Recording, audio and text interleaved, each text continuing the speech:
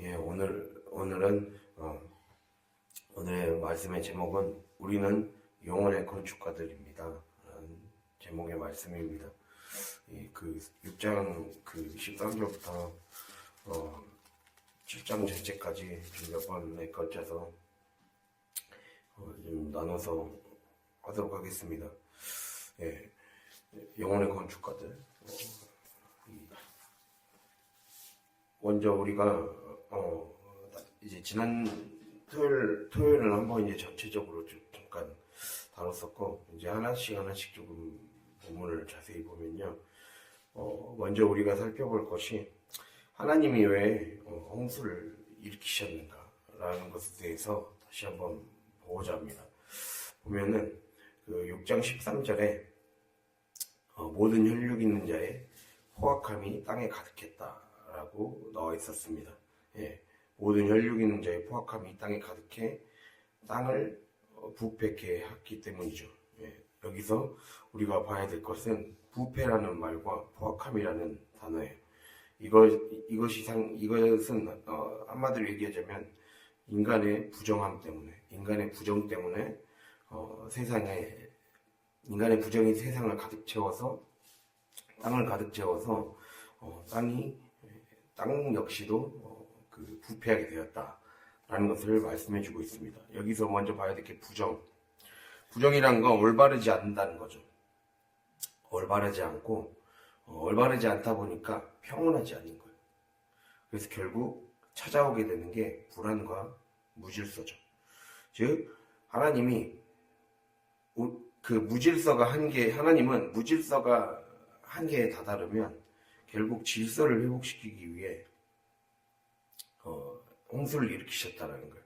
근데 우리가 먼저 봐야 될 게, 우리가 여기서 보면 하나님이 홍수를 일으키셨다라는 표현으로 이렇게 등장하는데, 결국 사실 홍수가 일어난 것은 어떤 하나님이 어떤 진노를 하거나 하나님의 어떤 감정적인 변덕스러움 때문에 생겨난 것이 아니라 인간의 죄라는 그 인과관계에 의해서 생겨난 거라는 거예요. 우리의 삶에서 내가 아까 그 부정이라는 게 결국 올바르지 않고 평온하지 않은 것이기 때문에 그 결과는 불안과 무질서다라고 했었죠. 그랬을 때 우리는 우리 삶에서 그 일어나는 이 홍수가 영적 의미로 더 확장시켜 보자면 이러한 홍수가 무질서가 근본 원인임을 깨달아야 된다는 거예요. 우리가 삶을 무질서로 만들었기 때문에 하나님이 질서로 다시 되돌려 놓기 위해 하나님은 일하신다는 거예요. 이걸 아까 말씀드렸듯이 그 홍수의 근본적인 원인이 우리의 죄 때문에, 부정 때문에 생겨나는 거라고 했으니까, 결국에는 우리의 삶에 이걸 대입시키자면 우리가 일으켰던 수많은 그 죄로 가득 채워버린 것들이 결국 홍수를 이루어서 그 무질서를 하나님이 질서로 바로잡으시는 그러한 행동을 하신다라는 거죠. 그것을 우리에게 지금 말씀해주고 있습니다. 그래서 영적 의미의 우리 삶에서 일어나는 어떤 영적인 의미의 홍수가 무질서가 근본 원인임을 깨달아야 합니다. 그래서 죄는 그 자체가 이미 파괴 그리고 무질서를 향하게 하는 파괴적인 힘을 지니고 있죠. 호세아 8장 7절 보면, 그래서 우리는 심는 대로 거둔다라는 원칙을 알고 있습니다. 이게 이제 만약에 부정적인 의미로 쓰이면 호세아 8장 7절에는 이런 말이 써져 있어요. 바람을 심는 자는 광풍을 거둘 것이다. 그리고 갈라디아서 6장 8절에는 육체를 위하여 심는 자는 육체로부터 썩어질 것을 거둘 것이다. 이렇게 말씀하고 있어요. 즉 인간이 스스로 파멸의 씨를 뿌린 거죠. 예. 그래서 하나님의 심판은 그 죄의 열매를 거두게 하신다는 거예요. 이거를 먼저 우리가 생각하고 가야 된다는 거예요. 예. 그래서 내가 뿌린 씨앗 수많은 나들, 그러니까 한마디로 수많은 이 인류 한 명 한 명 수많은 우리들이 심은 죄가 결국에는 무질서의 열매가 부메랑이 되어 쓰나미가 되어 날아오게 되는 것이죠. 이게 어떻게 보면 우리에게 그냥 단순한 사건 이상을 넘어서서 우리가 우리의 삶을 무질서를 촉발시키는 그런 행동들이 쌓이게 되어 있다는 것들을 얘기하고 있습니다. 인간이 하나님이 마련해 주신 방주 안에, 더 나아가 하나님이 지으라고 하신 방주 안에 들어가지 않으면 결국에는 이 무질서의 그 홍수 가운데 휩쓸려 내려갈 수밖에 없다라는 것을 우리가 깨달아야 됩니다. 그래서 그것으로 인해 땅의 부패까지 연결되게 됐다라는 거죠. 그래서 한마디로 홍수는 정리하자면 인간의 죄로 파괴되고 오염된 그 땅을 한꺼번에 씻어내는 정화작업, 우리를 위한 정화작업이라고 할 수가 있습니다. 예, 이게 중요한 게 땅의 정화작업이에요. 그러니까 이런 말이죠. 그 레위기 26장 34절을 잠깐 읽을까요?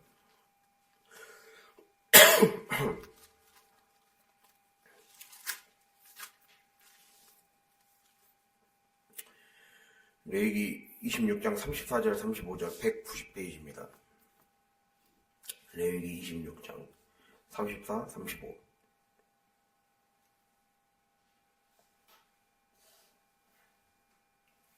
예, 함께 읽도록 하겠습니다. 너희가 원수의 땅에 살 동안에 너희의 본토가 황무할 것이므로 땅이 안식을 누릴 것이라. 그때에 땅이 안식을 누리리니 너희가 그 땅에 거주하는 동안 너희가 안식할 때에 땅은 쉬지 못하였으나 그 땅이 황무할 동안에는 쉬게 되리라. 아멘. 자, 우리가 이 말은 가장 이 성경에서 중요한 영적 원리 중에 하나가 우리가 우리의 죄가 쌓이면 그것이 땅에 영향을 미쳐서 우리가 이전에 얘기를 했었죠. 땅이 인간을 토해내게 된다라는 말씀을 했어요. 그때 하나님이 하시는 작업들이 바로 땅의 안식을 위해서 하나님이 땅을 정화시키는 일들을 하게 합니다. 그러니까 우리가 한번 생각을 해보세요. 홍수를 이제 나중에 오늘 말고 이제 다른 차 때 더 자세히 다룰 거지만 홍수가 일어났을 때, 홍수가 예를 들면 외부에서 인생에서 우리가 겪는 외부에서 닥쳐오는 혼란, 고통, 내가 통제하기 어려운 힘든 일들, 이러한 시련이나 환란이라고 우리가 보통 이제 생각해 볼 수 있겠죠. 그랬을 때, 그때 하나님이 하게 하시는 방법은 방주 안으로 들어오라는 거죠. 방주 안으로 들어와서 그 문 안팎에 역청을 칠하라고 했고, 결국 문을 하나님께서 닫아주시죠. 문을 닫아주시고 나서 그 바깥 일은 하나님이 하시는 거예요. 하나님이 뒤에도 자세히 하겠지만 방주를 짓는다는 것은 우리의 영혼에 건축을 하는 거예요. 네, 결국은 우리 또한 다시 새롭게 다시 오게 되는 거예요. 방주는 크게는 교회이자 더 개인적으로는 각자의 영혼이란 말이에요. 우리의 영혼이 다시 건축되는 과정이에요. 우리는 하나님이 우리의 영혼이 건축되기 시작하면 하나님이 사실 문제라고 생각됐던 것들을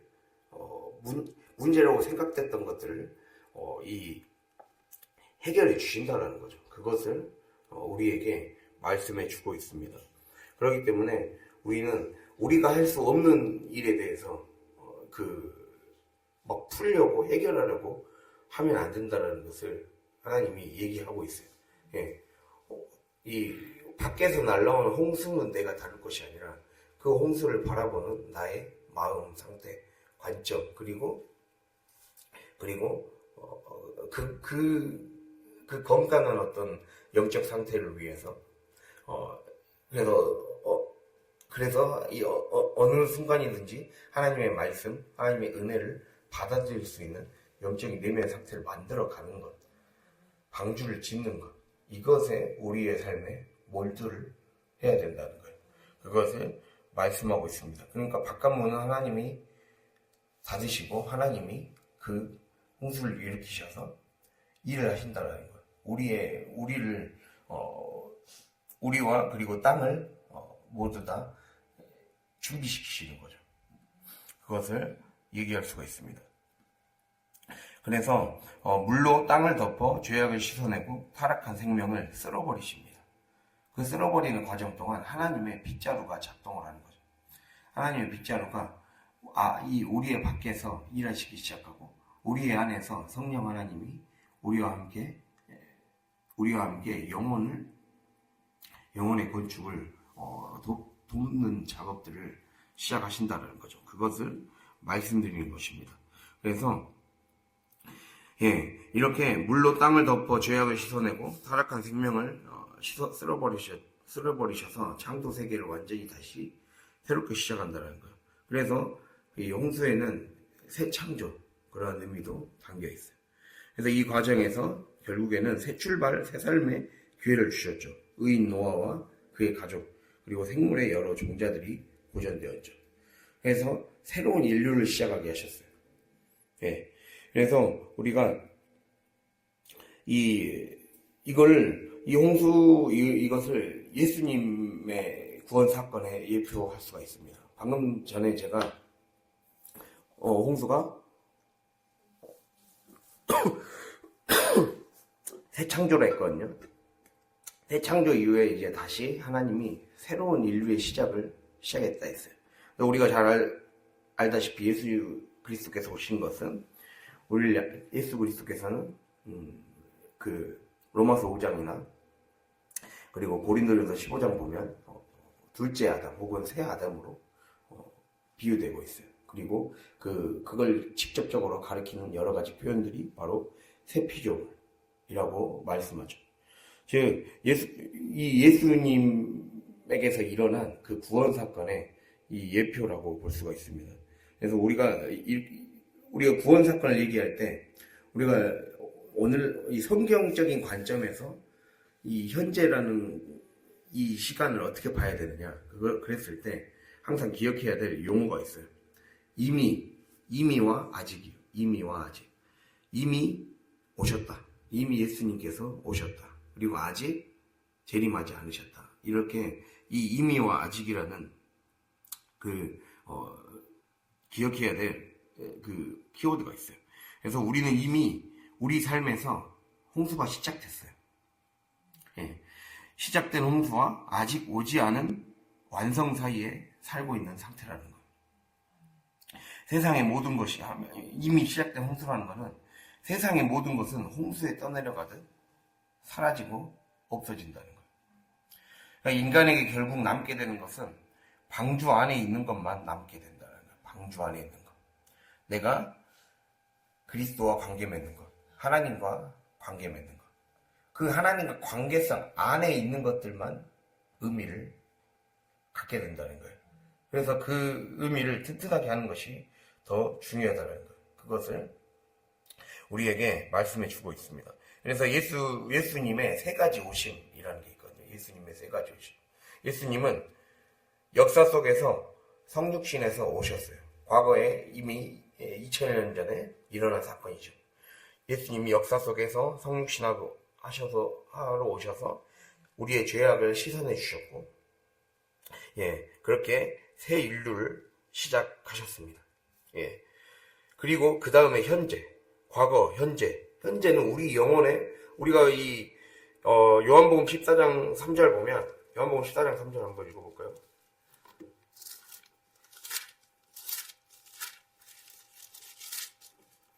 (172페이지) 요한복음 14장 3절.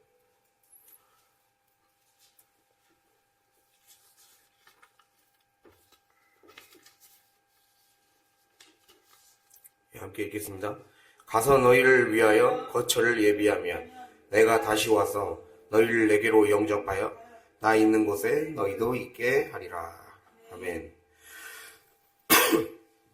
예수님께서 십자가를 지러 가시는 목적이 여기에 나와 있죠. 너희를 위하여 거처를 예비하러 가는 것이다 라고 얘기하고 있어요. 이거는 성령께서 오시겠다라는 말이에요. 성령께서. 그러니까 한마디로 지금 아까 말씀드렸듯이 과거에 예수 그리스도의 오심은 역사 속에서 성육신에서 오셨습니다. 그리고 현재의 예수님의 오심은 바로 그리스도의 영으로 우리의 삶에 지금 우리 영혼 안으로 오셨다라는 거예요. 그래서 방주를 건축해 가며 다시 오실 그리스도를 맞이하라는 의미입니다. 예, 다시 오실 그리스도. 그래서 우리에게 중요한 건 여기서 보면 가서 너희를 위하여 거처를 예비해서 내가 다시 와서 너희를 내게로 영접할 것이다. 우리는 그동안 그리스도를 기다리며 성전을 지어가는 거죠. 예, 성전이란 거는 하나님의 집이란 뜻이에요. 원래 성전이란 게 베이트 미크다시라 해서 하나님이 거하시는 성전, 하나님이 거하시는 거룩한 집이라는 뜻을 갖고 있어요. 하나님의 집. 그래서 우리가 그러한 이 것을 보면서 하나님이 내 안에 살기 위해 예수님께서 내 안에 살기 위해 결국에는 한마디로 예수님께서 역사를 통해 구원을 이루셨어요. 그걸 이제는 내 영혼 안에 구현하는 거예요. 구현하는 거. 이걸 인카네이션, 성육신을 인카네이션이라고 그러거든요. 예, 이거를 내 삶에서 이제 구현해 나가는 거예요. 구현해 나가는 과정이 방주를 짓는 과정, 영적 건축의 과정이라는 거예요. 그것을 얘기하고 있어요. 그리고 우리 영혼 내면의 영적 건축이 그래서 이루어져야 됩니다. 그렇게 됐을 때 미래 오시는 그리스도, 마지막 날에 완성이 된다는 거예요. 그래서 우리가 정리해보자면 방주의 영적 의미는 하나님의 형상을 우리가 닮아가기 위해 영혼의 내면에 건축해가는 이 거룩한 영혼의 성전이라는 거예요. 영혼의 성전이 방주고 우리는 그것을 우리가 오늘 말씀에 돌아가면 6장 15절에 이 표현이 있어요. 내가 만들 방주는 이러하니 라는 표현이 있어요. 창세기 6장 15절에 너는 이 방법으로 이게 직역하면요. 너는 이 방법대로 방주를 만들어라. 이 말이거든요. 즉 하나님이 우리에게 직접 가르쳐 주세요.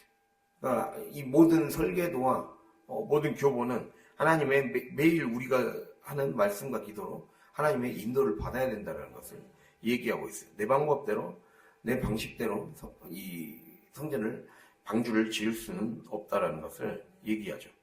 즉, 이렇게 저절로 지어지는 것이 아니라, 우리가 기억해야 될 게 방주가 진짜 저절로 그냥 지어지는 게 아니라는 거예요. 노아도 목재를 다듬어 쌓아 올려가며 지었어요. 예. 마찬가지로 우리가 이 영혼의 건축가들이에요.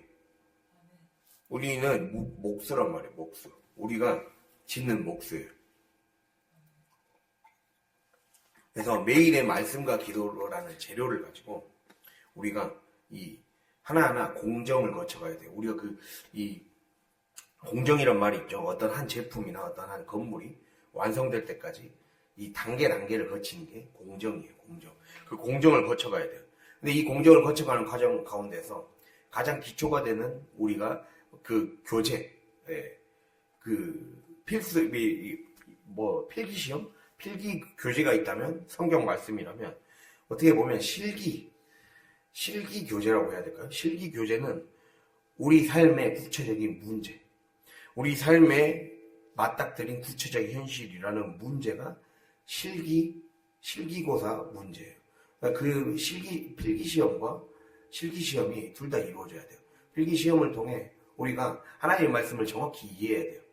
하나님의 말씀을 정확히 이해하고, 그러니까 내 입맛대로 보지 않는 말씀의 읽기 훈련이 필요하다는 거예요. 내 입맛대로 보지 않는 거. 여기에서 자꾸 실수하게 돼요. 그래서 말씀을 봤을 때 우리가 그걸 봐야 되거든요. 이 고린도후서 3장 14절에 이 말씀이 나옵니다. 이건 제가 같이 쳤죠? 그냥 어차피 시간 가지고 있습니다. 고린도후서 3장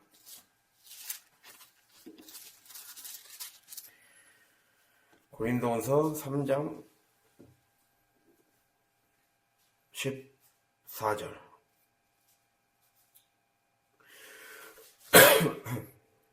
289페이지 함께 읽도록 하겠습니다. 그러나 그들의 마음이 완고하여 오늘까지도 구약을 읽을 때에 그 수건이 벗겨지지 아니하고 있으니 그 수건은 그리스도 안에서 없어질 것이라. 아멘. 여기서는 이제 구약이라고 써져 있는데 고린도후서가 써질 당시에는 신약 성경이 아직 확정이 안 되고 써져 있는 상태라 성경 전체를 얘기하는 표현입니다, 이게. 그래서 이 말은 우리가 성경을 읽을 때에 마음이 완고하면, 즉 우리의 마음이 편견이나 내 경험, 나의 어떤 렌즈, 그 렌즈로 자꾸 보면 수건이 벗겨지지 않는다는 거예요. 여기서 수건은 쉽게 말하면 성막에서 우리가 예수 그리스도께서 오심으로 성막에 지성소의 휘장이 벗겨졌죠. 그래서 찢어져서 이제는 우리가 1년에 한 번씩 대제사장만 갈 수 있는 그 지성소로 가는 길이 예수 그리스도로 말미암아 열리게 되었잖아요. 예, 그러니까 그런 과정을 설명하는 거예요. 그러니까 그게 이제 휘장을 의미하는 거거든요. 여기서 수건이. 그러니까 우리 내면 안에 있는 휘장이 찢겨져야 된다는 거예요. 왜냐하면 이 모든 것은 예수 그리스도라는 렌즈를 통과해야 내 인생의 실기고사의 문제의 의미가 해석이 되는 거예요. 예. 왜 예수 그리스도, 우리가 성경도 구약일 때는 의미가 분명하지 않다 했잖아요. 구약은 아직 오실 예수를 하는 거니까 아직 이 하나님께서 이 땅에 인류들을 보내신 정확한 목적과 그리고 마지막의 끝이 어떻게 될지를 정확히 알 수가 없었잖아요. 그런데 예수 그리스도께서 오심으로 인해 처음과 나중에 그 끝의 의미가 분명해졌어요. 그런 것처럼 우리의 삶의 의미도 하나님 안에서 해석이 되려면 내 안에 먼저 완고함이 사라져야 된다는 거예요. 완고함. 마음의 완고함. 예. 그래서 그러려면 이 성경을 읽을 때 벗겨지지 않는 이 수건은 그리스도 안에 있을 때 없어진다는 거예요. 그래서 우리가 그 3장 6절 위쪽에 보면 율법 조문은 죽이는 것이요 영은 살리는 것이니라. 그래서 율법 조문 문자를 얘기하거든요. 예. 우리가 성경을 그냥 글자 그대로 읽을 때는 그냥 내 지식 수준이나 나의 판단이나 나의 경험에 비추어 먼저 보는 경향이 있어요. 내 마음에 와닿는 것 위주로. 그러나 우리가 정말 점점 더 영적으로 성장하고 성숙할수록 내가 보고 싶은 대로 보는 것이 아니라 하나님이 나에게 읽게 하시는 그 길이 있다는 거예요. 그것은 필기고사 문제나 실기고사 문제나 원칙은 똑같아요. 예, 내가 보고 싶은 대로 문제를 풀어가려는 게 아니라 하나님이 계속해서 삶에서 희미하거나 가려져 있던 것들이 분명해질 때까지 계속해서 하나님 앞에 머무는 자세가 필요하다는 거죠. 그랬을 때 이 세 가지의 어떤 그런 읽기 단계가 있거든요. 말씀 읽기, 필기고사나 실기고사나 그 문제를 읽어가서 풀어가는 그 단계가 첫 번째가 직면의 단계입니다. 직면. 나에 있는 그대로를 직면하는 거예요. 문제 그대로를. 예. 품는 자세가 필요합니다. 그래서 뒤에서 더 자세히 다룰 건데 이 품는 자세, 문제를 그대로 품는 자세가 중요합니다. 그렇게 하면서 하나님이 영적으로 우리의 삶에 무엇인가 삶을 통해서 이 영적인 어떤 파동을 일으킬 때까지 계속 기다리면서 인내하는 거예요.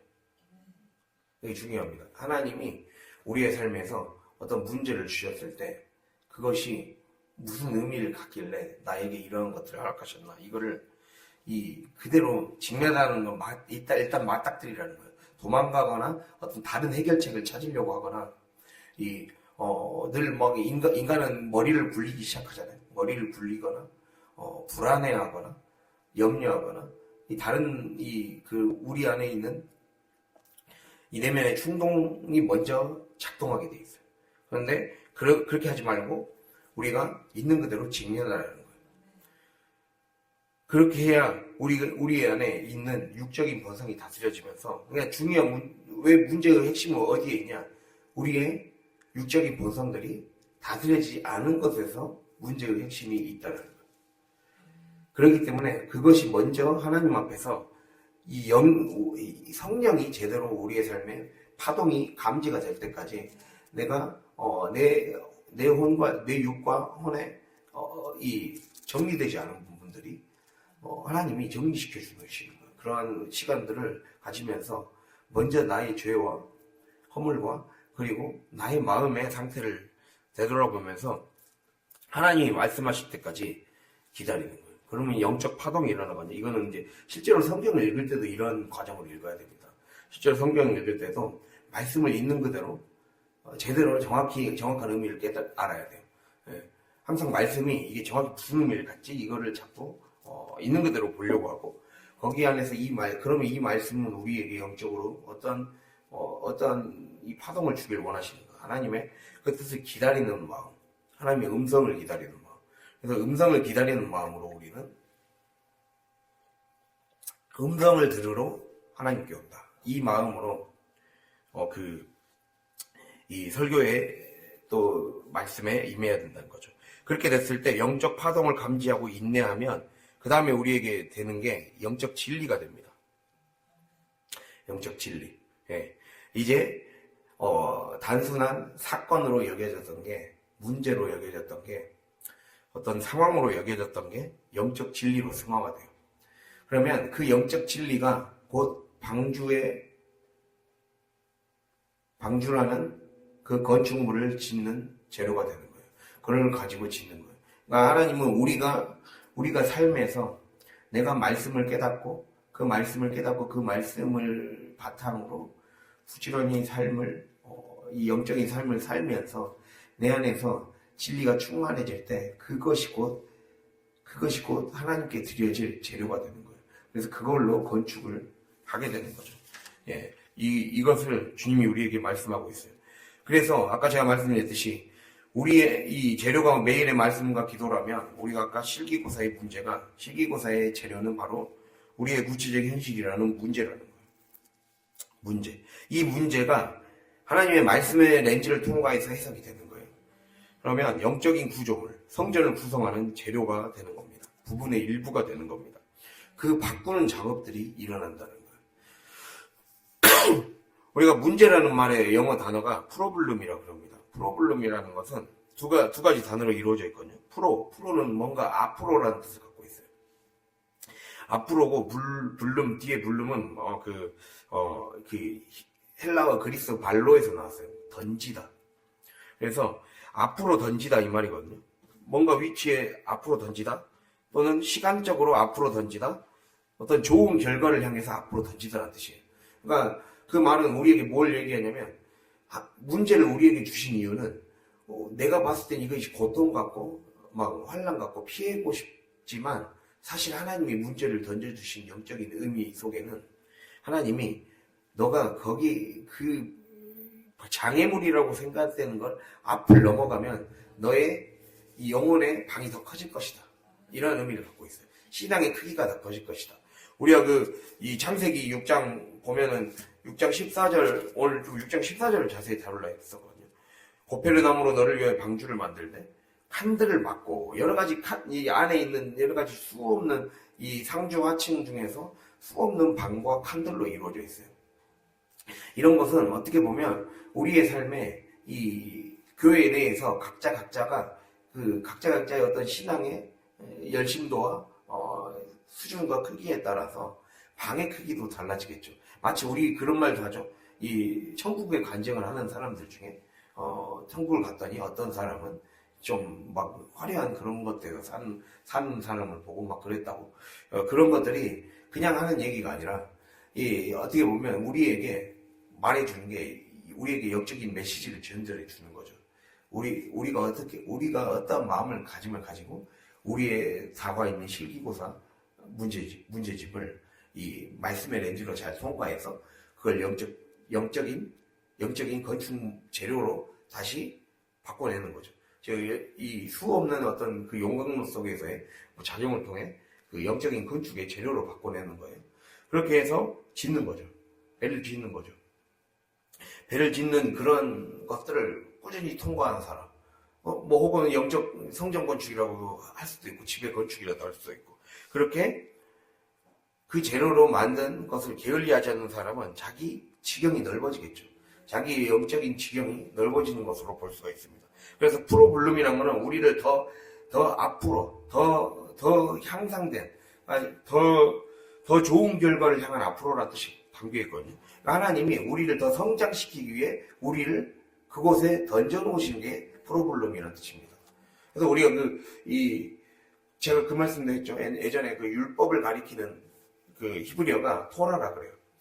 토라인데, 토라는 단어는 원래 야라라는 동사에서 나왔어요. 야라도 던져두다. 화살로 쏘다. 네, 어디인가 놓아두다. 이런 뜻이거든요. 하나님은 우리의 삶에 그것도 똑같은 뜻을 갖고 있어요. 어떠한 문제라는 상황 가운데 일부러 하나님이 두 개만씩 만드시는 거예요. 거기에서 하나님은 우리가 살아가는 인생 자체가 이미 어렸을 때부터 우리 학교에서 배우는, 마치 학교에서 배워서 시험 문제를 풀어서 통과해야 되는 그런 풀어야 될 문제집처럼 우리에게 주셨다는 거예요. 문제처럼. 그래서 그 문제를 풀면 더 앞으로 나아갈 수 있는 거죠. 예, 성적이 더 오르면 오를수록 우리에게 받는 그런 보상과 기쁨이 다르잖아요. 그리고 그거에 대한 이 대학의 수준이 달라지고 이런 것처럼, 예, 그런 것처럼 우리에게 그렇게 더 앞으로 더 위로 올라가게 만드는 하나님의 그 장치라는 거죠. 그게 프로블럼이라는 문제라는 말 속에 담겨 있습니다. 그리고 토라라는 말도 그 일맥상통한다는 거죠. 율법. 그래서 말씀은 우리를 결국에는 우리를 막 죄를 깨닫게 해서 우리를 막 비참하게 만들려는 것이 아니라, 예, 우리의 내가 왜 지금까지 이 문제를 자주 틀렸는가, 그걸 보는 거죠. 우리가 이 학생 때도 보면 선생님들도 그랬어요. 오답 노트를 잘 작성하라고. 오답을 잘 작성해야 돼요. 내가 왜 이 문제를 자꾸 넘어지는가, 이거를 깨달아야 돼요. 내가 왜 이 문제를 그냥 움츠리고 그렇게만 하는가, 꼭 이렇게 살아야만 하는가, 이거를 깨닫고, 그게 아니란 거죠. 하나님이 우리에게 주신, 예, 말씀의 일부이고 문제의 일부이고, 문제는 그냥 우리를 한마디로 문제에 빠뜨리려고 하는 것이 아니라 문제를 넘어서라고 하나님이 우리에게 주신 거예요. 그 문제를 잘 풀어서 넘어서게 하시려는 하나님의 뜻이라는 거죠. 그래서 우리를, 예, 던져주셨다는 거예요. 그래서 우리 앞에 이렇게 던져진 난관들은 우리를 파멸하기 위한 것이 아니라 우리를 더 넓은 곳으로 이끌기 위한 도구라는 거예요. 그래서 시편 18편은 보면, 원래 시편 18편이 그 다윗이 이제 그 압살롬의, 자기 아들 압살롬, 그리고 사울의 그런 여러 가지 어려움을 다 피해서 모든 것이 다 문제가 해결되고 이제 모든 적들이 다 사라지고 비로소 왕이 제대로 되었을 때, 예, 기름 부음은 진작에 받았지만 제대로 된 왕으로, 이제 그 이스라엘의 왕으로 세워졌을 때 그가 기뻐서 지은 시였습니다. 그게 이제 시편 18편인데 거기에 보면 이 말씀이 나와요. 나를 넓은 곳으로 인도하시고 나를 기뻐하심으로 나를 구원하셨도다. 나의 발을 사슴과 같게 하셔서, 예, 높은 곳에 오르게 하셨도다. 이런 표현들이 시편 18편에 나와요. 즉, 예, 다윗은 자기에게 있었던 고통이라는 문제를, 예, 좁은 동굴 안에 갇히는 그런 문제로 보지 않고, 즉, 나에게 고통이 있고 문제가 있다고 해서 그 문제만 붙들고 늘어져서 그 안에서 헤어나올 줄 모르는 그 좁은 동굴에만 갇혀있지 않고, 그 좁은 동굴을 부수고 하나님이 거처하실 넓은 방을 만들었다는 거예요. 우리에게 중요한 건, 우리는 내면에 이 집을 지을 뿐만 아니라 거기 중에서도 특히 우리 중심에 가장 좋은 방을 하나님이 거하실 방으로 만들어야 되잖아요. 주님을 맞이하실 가장 그 방으로 만드는 과정을 하는 거예요. 그래서 주님이 우리에게 문제라는 것을 허락하신다는 거예요. 그리스도가 와야 그 문제도 사실 해결되기 때문에 우리에게 중요한 건, 그러면 그리스도를 위한 방을 만들어야 된다는 거예요. 그래서 문제를 주신다는 거죠. 그게 우리에게, 하나님이 우리에게 문제를 허락하시는 이유라는 거예요. 모든 것은 그래서 다 예수님 중심으로 해석이 돼야 돼요. 내 안에 주님이 오셔야지만이 우리 가정의 문제도 해결되고, 예, 주님이 오셔야지만이 자녀들과 우리 앞에 놓여있는 물질과 여러 가지 관계도 해결되기 때문에, 그 해결되려면 그 문제 가가지고 급급하는 게 아니라 문제를 통해서 일하실, 그래서 우리의 문제를 풀어주실 그리스도를 기다리면서 그 문제를, 예, 이 하나님이 우리 안에서 움직이게 하실 때까지 그 인내로서 경주해 나가는 거죠. 그렇게 할 때 그 문제를 넘어설 수 있게 된다는 겁니다. 그러면 자연스럽게 하나님이 이 그리스도를 만날 때 그토록 벗겨지지 않던 수건이 그리스도 안에서 이 성경에는 이렇게 써져 있었어요. 아까 벗겨지지 않던 수건이 없어진다라고 나와 있어요. 아예 벗겨지는 거를 아예 막 벗겨버리는 것이랑 없어지는 것이랑 전혀 다른 문제 아닙니까? 제가 아까 성경에서 그렇게 봤거든요. 없어진다. 예, 그리스도 안에서 없어질 것이라. 없어지는 거랑 벗겨지는 거랑 달라요. 예, 하나님이 이게 문제가 아니었구나를 깨닫게 하시는 거죠. 문제가 문제인 게 아니라 내가 내 안에 그리스도의 집이 지어지지 않았던 것이 문제였다는 것을 깨닫게 한다는 거예요. 그것을 우리가 기억해야 됩니다. 결국 이걸 통해서 하나님이 우리에게 이렇게 말씀해 주고 있구나. 이게 바로 홍수와 방주가 갖는 영적 의미.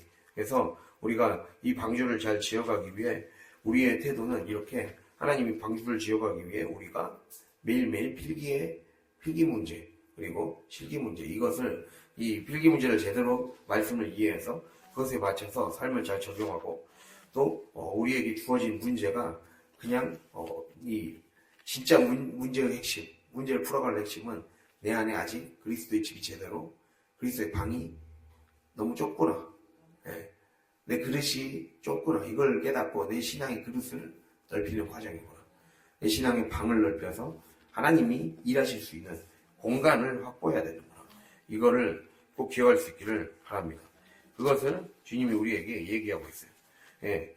그래서 이러한 걸 가지고 방주의 주 재료가 고페르 나무라고 나와 있어요. 이것까지만 하고 오늘 여기까지만 하고 마치겠습니다. 고페르 나무라는 거는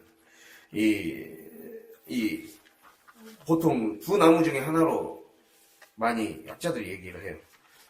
이 전나무 아니면 삼나무라고 말을 합니다. 전나무 아니면 삼나무. 전나무 아니면 삼나무. 이 전나무 아니면 삼나무를 통해 특별히 이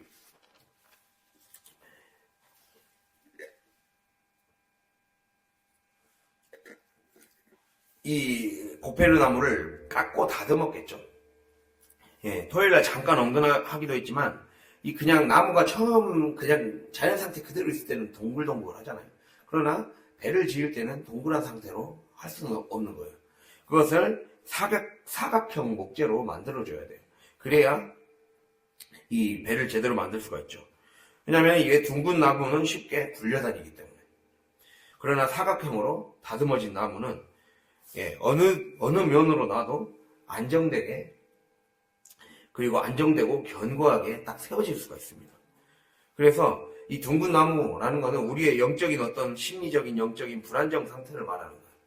불안, 두려움, 자신감, 결여, 불확실성 이러한 것들이 이 정서가 이 불안정해서 늘 이 신앙이 이 롤러코스터 청룡을 잘 타는 것처럼 이 왔다 갔다 하면 안 돼. 오르락 내리락이 심하지 않도록 우리의 그 감정의 관리 또한 필요하다는 것을 얘기하고 있습니다. 그래서 믿음은 감정이 아니에요. 감정으로 하는 게 아니라 이 반석 위에 지은 집과 같이 어떤 태도로 하는 거예요. 태도라는 거는 이 태도를 조금 더 정확히 얘기하면 스탠스거든요. 스탠스라는 건 뭐냐면 내가 우리가 야구를 할 때, 예를 들면 야구할 때 타자들이 그냥 멀대같이 서서 방망이를 휘두르는 게 아니잖아요. 반드시 타자들은 자세를 딱 약간 구부려서 방망이를 잡고 투수가 있는 곳을 향해서 보면서 공이 오는 방향을 보면서 치잖아요. 그 자세를 반드시 취해야 돼요. 예, 그러니까 자세의 문제예요. 믿음은 내가 어떠한 자세를 취하느냐의 문제지 내가 감정으로 어떤 믿음을 하는 것이 아니라 늘 그 자세를 취하고 있는 거예요. 그 자세를 취하려면 그 자세를 연습해야 되겠죠. 그래서 성경에서는 이 경건, 믿음 생활은 연습이 필요한 영역이다. 사실 이 얘기를 많이 하고 있어요.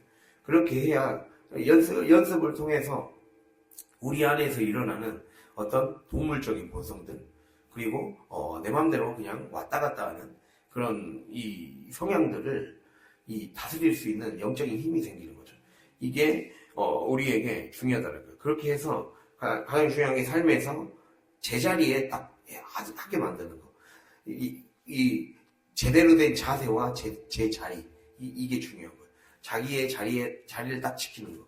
자기의 컨디션이 좋든 안 좋든 자기의 자리를 지키는 것이 굉장히 중요한 과정이라고 할 수가 있습니다. 그래서 그렇게 자꾸 불안정하게 자기 자신을 두지 않도록 하는 것이 중요합니다. 예, 그래서 이 사각형의 나무는 한마디로 이 둥근 나무가 불안정 상태라면 사각형의 나무는 바로 영적인 안정성을 말한다는 거예요. 예, 홍수의 급류에 휩쓸려가도 휩쓸린다고 해도 하나님 안에 머무는 영혼이라면 견고하게 세워질 수 있다는 거죠. 예, 그래서 인생에 만약에 파도가 친다면 배는 흔들릴 수 있겠죠. 그러나 배를 구성하는 재료가 이 딱 사각형으로 딱 지어져 있으면 구조 자체가 흔들어지거나 뒤집어지지 않는다는 거예요. 쉽게 뒤집어지지 않는다라는 것을 얘기하고 있습니다. 예, 그래서 우리가 인생에서 시련을 겪으면 삶에서 이 안정성을 시험받게 되죠. 그때 흔들리는 상황 속에서도 중심을 잃지 않는 이러한 사각형에 깎고 다듬어지. 한마디로 깎고 다듬어져야 된다는 거예요. 우리의 영혼이 깎고 다듬어져야 하나님의 질서 안에서 안정을 얻게 된다라는 겁니다. 그래서 아까 이제 이것만 하고 마치면 우리는 고통이나 시련이 올 때 비슷한 말씀을 드리는 겁니다. 빨리 해결해 버리려고 하는 경향이 있는데, 우리는 그러나 삶의 모든 문제와 고통을 해결될 수 없는 문제들도 있습니다. 쉽게 할 수 있는 것도 있겠지만. 그래서 그것이 바로 하나님이 풀어주셔야 하는 신비예요, 신비. 아까 이 말이 그 말입니다. 문제를, 이 그리스도의 집이 내 안에 지어져야 해결되는 거예요. 이것을 하나님이, 그래서 품고 가라는 거예요, 아까. 직면하라는 거는 품고 가라는 거예요. 말씀을 직면하라는 거는 문제를 그대로 품고 하나님이 해결해 주시는 거예요. 중요한 건 나의 태도와 자세를 지키는 거예요. 아까 그 선수들의 자세처럼 나의 태도와 자세를 지키는 거. 그래서 문제가 생겼을 때 이걸 어떻게 없앨까? 이게 아니에요. 이 상황을 통해 하나님은 나에게 무엇을 말씀하십니까? 만약에 쉬운 문제라면 자기의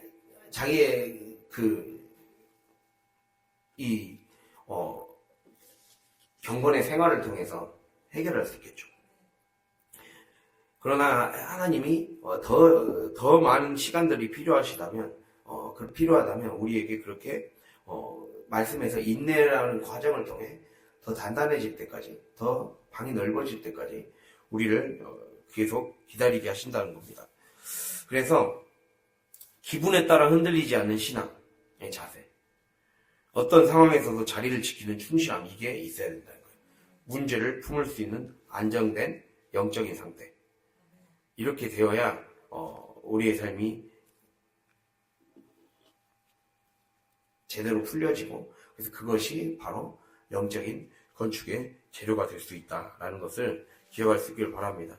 그래서 결국에는 마지막으로 이 수용과 결국 하나님의 뜻을 드러내줄 때까지 수용하고 경청하는 자세. 고통을 해결하려고 애쓰기 이전에 하나님이 고통을 통해 하나님의 그 영생을 주고 싶으셔서, 우리에게 영생의 그 신비를 드러내주고 싶으셔서 우리에게 오시는 우리를 던져주신 상황이라는 것을 기억하고 막 내 힘대로 몸부림치려고 하기보다 하나님의 말씀을 듣는 그러한 성장되고 성숙되는 그러한 그리스도인 될 수 있기를 간절히 바랍니다. 우리가 그렇게 됨으로써 승리하는 삶을 살 수 있길 바랍니다. 기도하도록 하겠습니다.